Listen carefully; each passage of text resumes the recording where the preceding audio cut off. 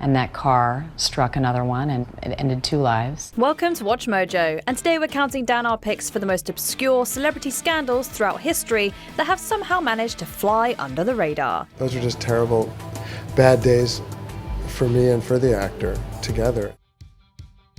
Number 20, D'Angelo solicitation arrest. Over the years, several high-profile careers have been completely or almost destroyed by scandals involving sex workers. Just ask Hollywood actor Hugh Grant and former New York governor Eliot Spitzer. I sinned. I erred. That is a fair critique. However, some stars, like R&B singer D'Angelo, have managed to emerge from such messes with their reputations barely scratched. Back in 2010, while on a prolonged hiatus from music, D'Angelo was caught allegedly trying to pay an undercover cop posing as a sex worker $40. The handcuffs were promptly slapped on his wrists, and he was charged with solicitation. While the arrest made headlines briefly, it subsequently vanished into the abyss of forgotten tabloid news. These days, the incident is so obscure that it doesn't even appear on the singer's Wikipedia page.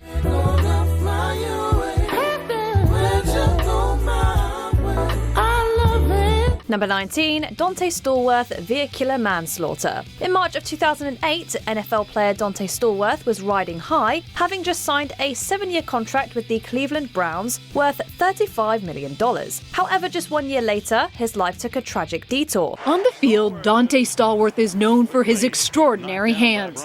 But now, it's his extraordinary sentence after a deadly drunk driving accident. In the early hours of March 14, 2009, Stallworth, who had spent the night drinking at a hotel bar, fatally struck a 59-year-old pedestrian with his car. To his credit, he called 911 and remained at the scene, but his blood alcohol level was well above the legal limit. Stallworth was facing a potential 15-year prison sentence, but he pleaded guilty to manslaughter and only received a 30-day jail term. Perhaps aiming to avoid a prolonged media scandal, he quickly settled with the victim's family for an undisclosed amount. I have to do this. There's no other way for me to make amends for what I did unless I'm out here speaking out, something that will live with me for the rest of my life. Number 18, Errol Flynn sexual assault trial. You may have heard of Errol Flynn, the dashing Australian-born actor who charmed audiences during the golden age of Hollywood with his swashbuckling roles. Errol Flynn is a screen legend,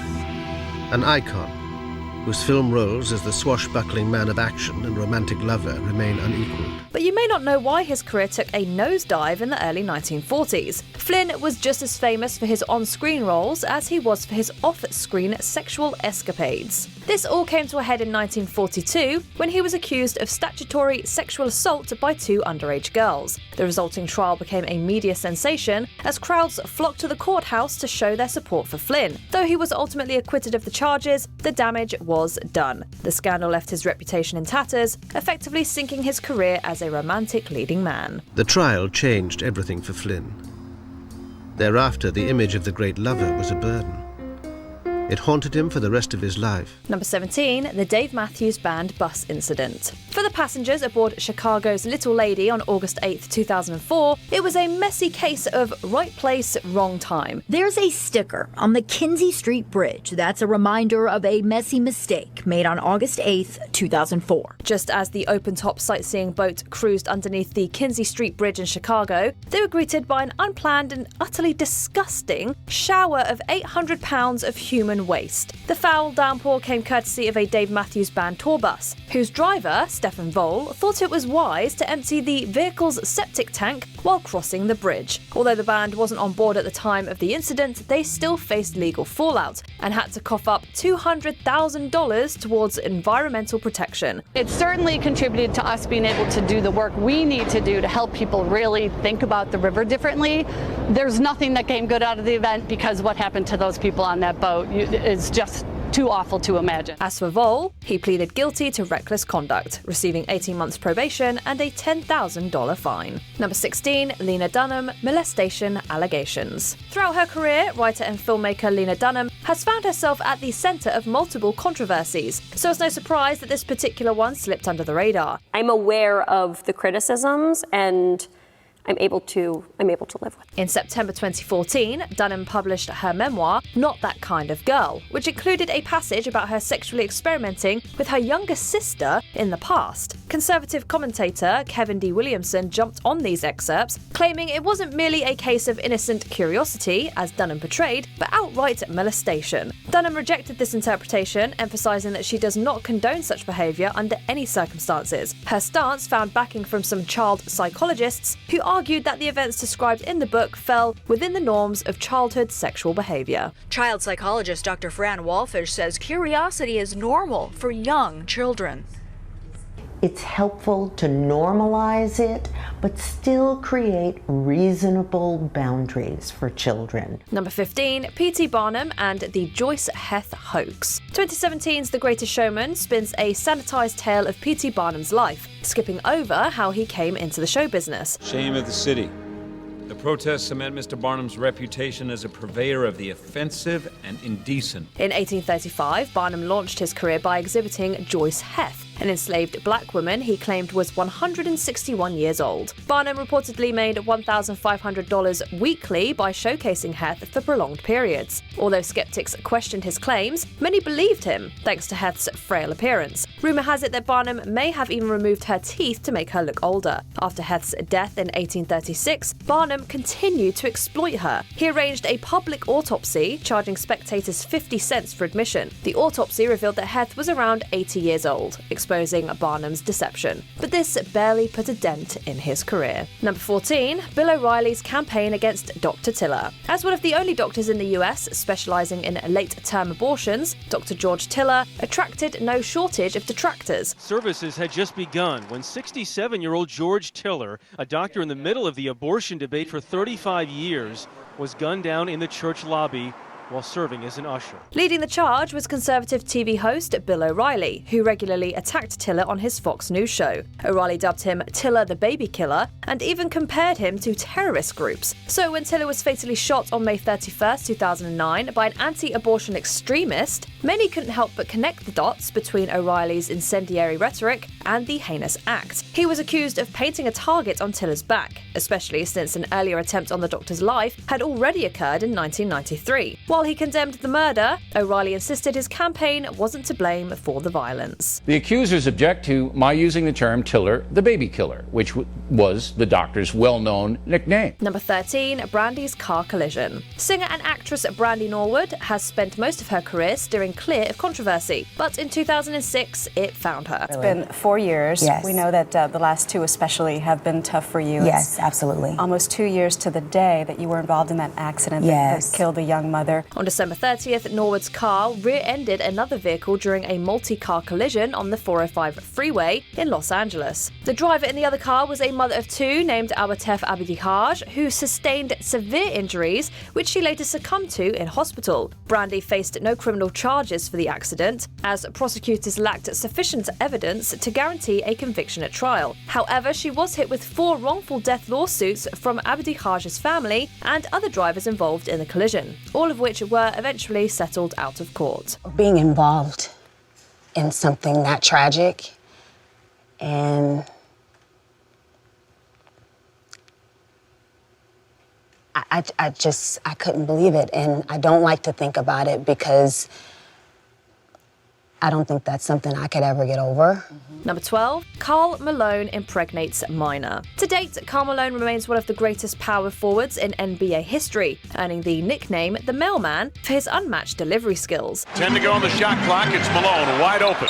Malone had enjoyed a pristine reputation since he began his professional career in 1985, but that all changed in 1998 when the Globe dropped a bombshell. The tabloid alleged that Malone had fathered 3 children in the 80s with 2 women, one of whom was a teenager named Gloria Bell. While Malone managed to escape any legal repercussions for the crime, he had already reached a quiet settlement with Bell's family years before the story surfaced. Even after the controversial publication, Malone's career carried on without a hitch, until he officially retired in 2005. Number 11, Coco Chanel's ties to the Nazi Party. A revolutionary fashion designer, Coco Chanel redefined women's style in the early 20th century. From impoverished orphan to international fashion icon.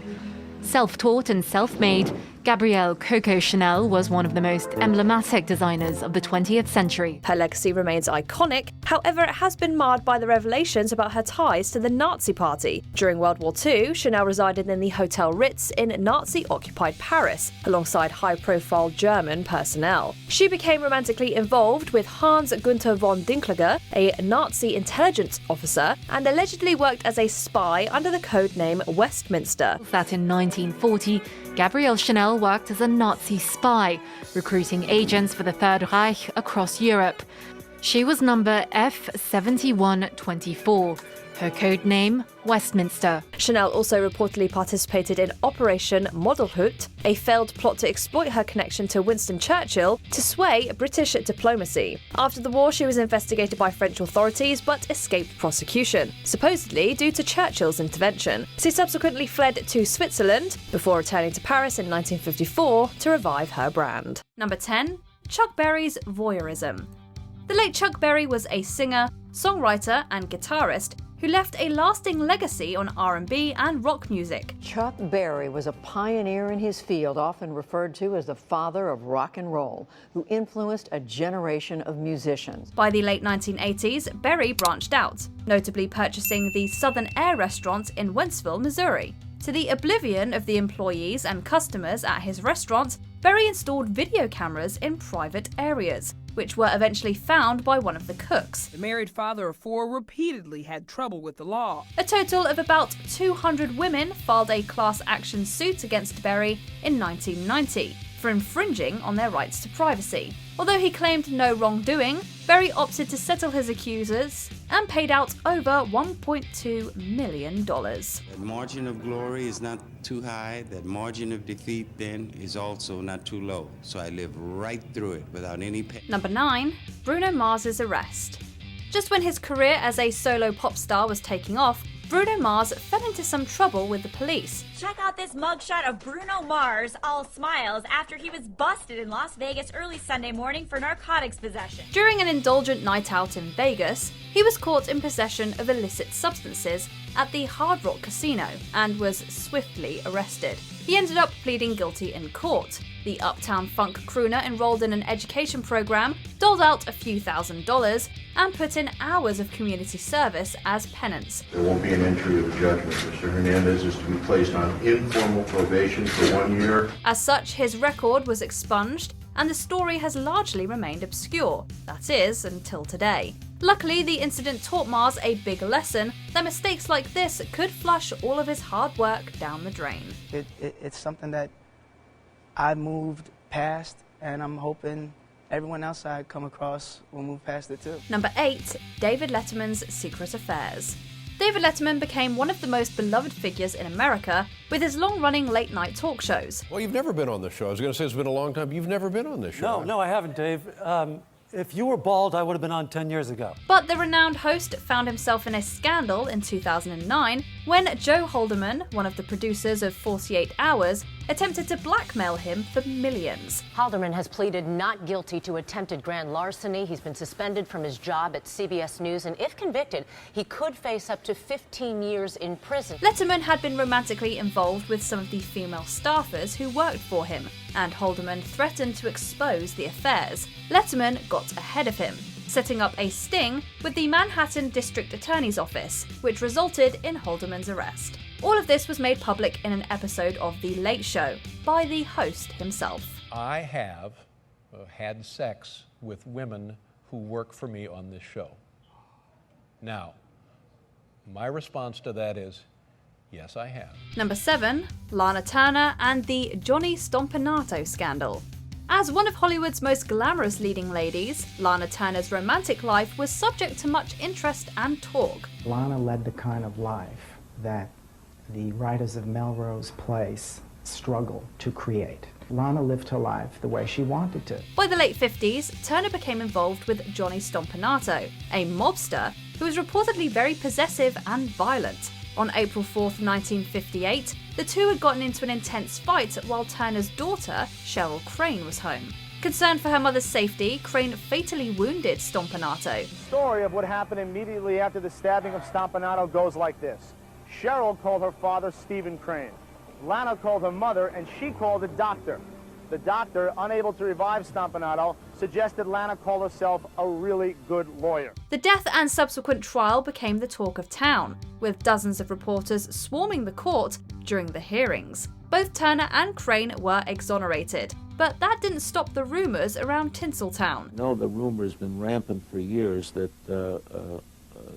Cheryl was taking the rap for Lana, and that's not true. Lana did not do it. That I know. Still, this story has since largely been forgotten. Number 6. Charlie Chaplin's marriages. You can't talk about the silent era of film without mentioning Charlie Chaplin and his body of work.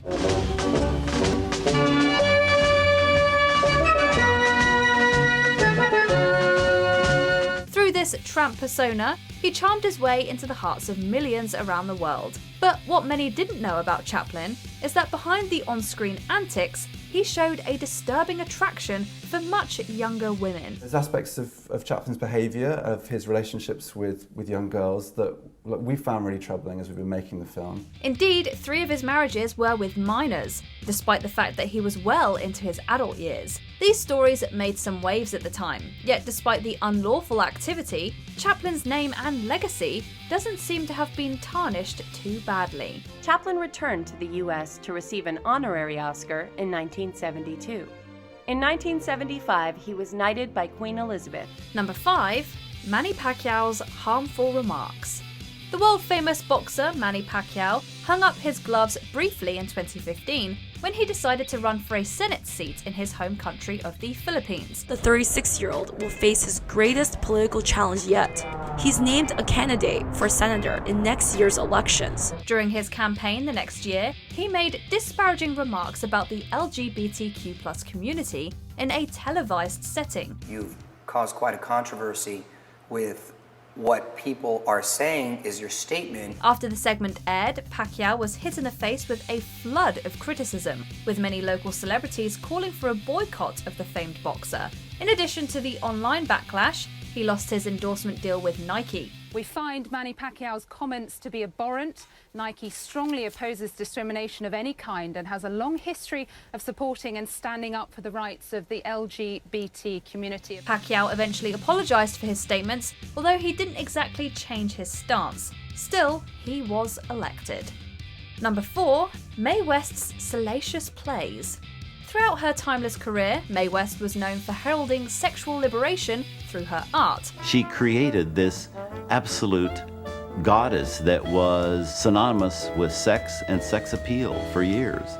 She was seen as rather bold for her time period, and was therefore no stranger to controversy. Before she drew large audiences to the box office for her steamy movies, West was already an established playwright and stage actress. Using the pseudonym Jane Mast, she penned a highly controversial Broadway play that debuted in 1926. At first, the conservative reviewers savaged the play, but then the New York police did Mae West a favor. They closed the play for 3 days. The show was deemed too indecent for public viewing, leading to West being arrested and spending 10 days in prison.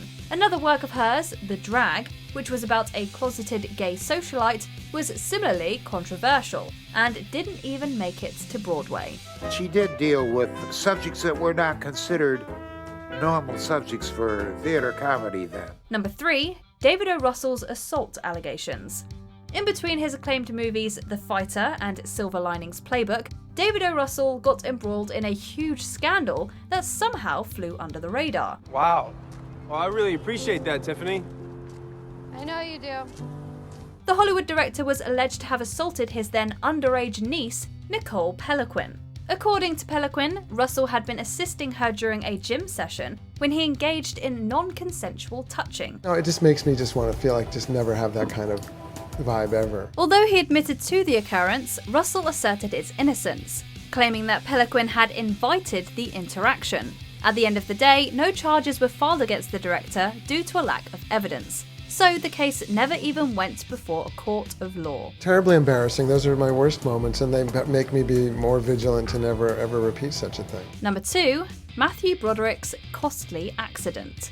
In the summer of 1987, Hollywood actor Matthew Broderick was vacationing in Northern Ireland with his then-girlfriend, actress Jennifer Grey. Grey's star was on the rise when she landed her breakout role in the 1986 film Ferris Bueller's Day Off, where she met her boyfriend, Matthew Broderick. The two had hit it off on the set of Ferris Bueller's Day Off and began a relationship which they had largely kept hidden from the media. While driving back one night, Broderick crashed directly into another car after veering off into the wrong lane. Broderick and Grey survived the accident with significant injuries, but the passengers in the other car, mother-daughter duo Anna Gallagher and Margaret Doherty, passed away. I was in shock because I was the only living witness, and Matthew was unconscious and had amnesia, and the other two women died. Broderick got off on a careless driving charge and was ordered to pay a small fine, a move that was referred to as a travesty of justice by the family of those lost. And it had very serious,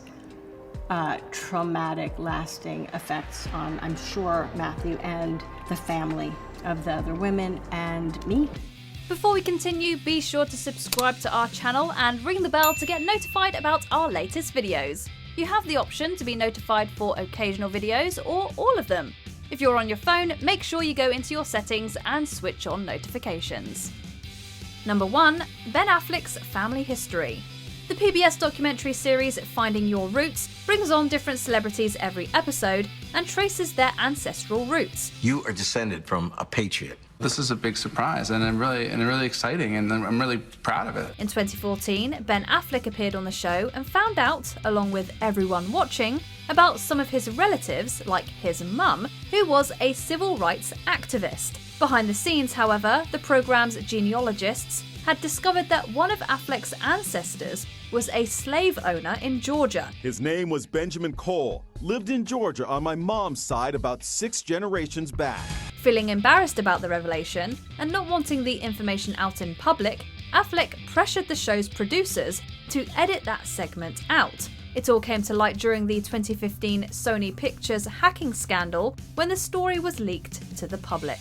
Last July, the series' executive producer Henry Louis Gates Jr. emailed Sony Entertainment CEO Michael Linton to ask for advice. Quote, "We've never had anyone ever try to censor or edit what we found.